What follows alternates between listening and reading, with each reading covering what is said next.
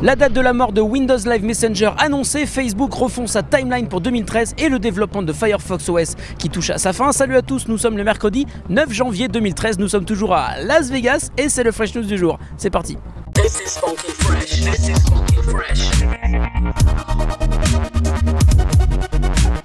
This is funky fresh. This is funky fresh.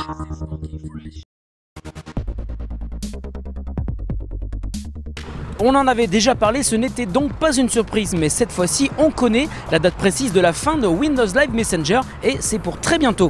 Microsoft vient d'annoncer que c'est le 15 mars prochain que le logiciel de discussion instantanée vivra ses derniers instants. L'éditeur a donc averti tous les utilisateurs en les invitant à passer le plus rapidement possible à Skype, également propriété de Microsoft et qui depuis quelques semaines accepte les connexions avec les comptes Windows Live. Il existe aujourd'hui 100 millions de comptes Windows Live, on espère juste qu'ils ne se connecteront pas tous en même temps sur Skype.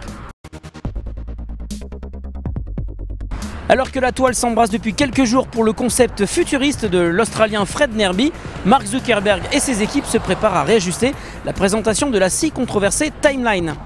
Testée dans le feutré et seulement sur une poignée d'utilisateurs, cette nouvelle présentation, dont les fuites se veulent de plus en plus insistantes, nous montre une timeline sur une colonne principale pour, on l'imagine, un meilleur confort de lecture.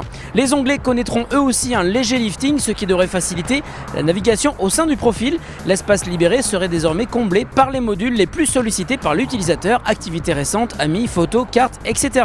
En attendant une annonce en bonne et due forme, il ne vous reste plus qu'à faire copain-copain avec un néo-zélandais, car ces derniers y aurait déjà accès, c'est un monde injuste. Les OS mobiles ont le vent en poupe après l'annonce d'Ubuntu pour smartphone par Canonical, c'est Mozilla qui embraye avec une date de sortie pour Firefox OS. En effet, la fondation qui mise exclusivement sur des technologies web nous annonce une disponibilité d'ici à 2 semaines. Et oui, déjà, parmi les derniers ajouts, on retiendra une application répertoriant les web apps qui, contrairement aux OS rivaux, permettra avec seulement un fichier de déclaration de transformer votre site internet en application.